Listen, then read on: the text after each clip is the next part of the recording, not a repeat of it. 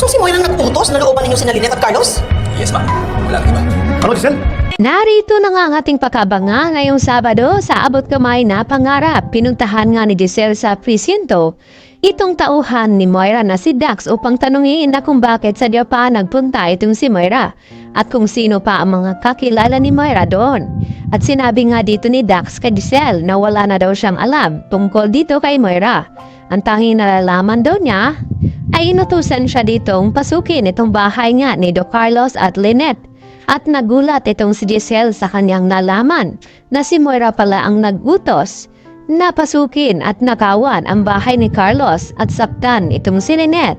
At sa nalaman dito ni Giselle, agad niyang inireport at pinuntahan sa East Ridge itong si Carlos sana. Subalit ay wala nga siya doon dahil may inaasikaso. At ang nakausap ni Giselle ay itong si Chang Susan at itong si Diosa. At naipaliwanag ni Giselle na ang nagutos pala na nakawan ang bahay ni Carlos ay itong si Moira at maya-mayaman ay dito numating itong si Carlos at nagulat sa kanyang narinig mula dito kay Giselle na hindi niya sukat akalain na ang kanyang tinulungan ay isa palang mangluloko at sinungaling. At dahil sa nalaman ni Carlos, agad niyang tinawagan itong si Mamushi kung naibigay na ba niya kay Moira ang bagong passport na ginawa nito. At ang sagot nga dito ni Mamushi sa kanya na hindi pangaraw dahil inaantay pa ni Mamushi na matapos gawin itong passport ni Zoe dahil balak nang isama ni Moira at itakas itong si Zoe. At sa nalaman ni Carlos ay tila nagbago ang ihip ng hangin at hindi na nga niya pwedeng ipabigay dito kay Moira ang kanyang bagong identity, pati na rin itong kay Zoe. Na sa ganon ay hindi makatakas itong si Moira. At nagtanong itong si Mamushi kay Carlos na kung bakit hindi na niya ipinabigay ang passport. At sinabi nga dito ni Carlos na may malaking atraso na ginawa to si Moira sa kanya na ngayon lang nalaman ni Carlos. At ito na nga, ang utusan ang tauhan ni Balahadya na pasukin nga ang bahay ni Carlos at saktan na tong kanyang asawa. Kaya hindi naman palalampasin ni Carlos ang mga ginagawa dito ni Moira dahil muntik-nutikan na ngang mapahamak itong si Lynette.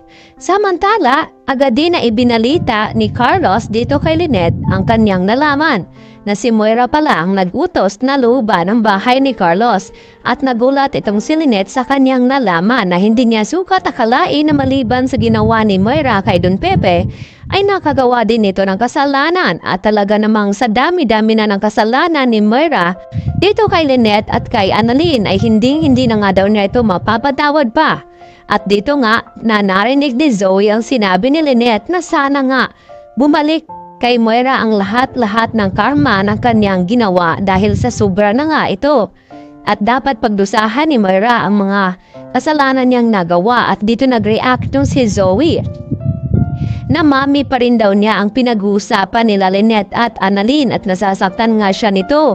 At dito hindi nagustuhan ni Lynette ang salita dito na sinabi ni Zoe. At dito niya sinabihan si Zoe na kaya ba siya sumama dito upang hanapin at tulungan nga ito si RJ na sa ganun ay mahuli itong si Moira. Bakit ngayon ay nagawa pang ipagtanggol ni Zoe itong si Moira? Tila nahuhulaan na nga. Lynette ang ibig sabihin dito ni Zoe na hindi talaga niya intensyon. Natulungan nitong sina RJ at Annalyn na hanapin itong kanyang ina na si Moira dahil ang gusto nito na hindi nga makulong at mahuli itong si Moira at nang sa ganon ay makatakas nga ito. At dito agad na tumawag itong si Zoe sa kanyang ina na si Moira at pinaalam dito ang kanyang nalaman na kumanta na nga itong kanyang tauhan na si Dax na sinabi dito kung sino ang nagutos na pasukin itong bahay ni Do Carlos. At ngayon nga ay nagulat itong si Moira sa kanyang ding nalaman. Kaya yan naman ang ating pakaabangan mamaya kung ano nga ang magiging kahinatnan dito kay Moira kung tuluyan na nga bang itong babalik ng bansa na sa ganon ay mahuli na ito at makulong dahil sa kanyang ginawang kasamaan. Yan lang po at marami pong salamat ulit.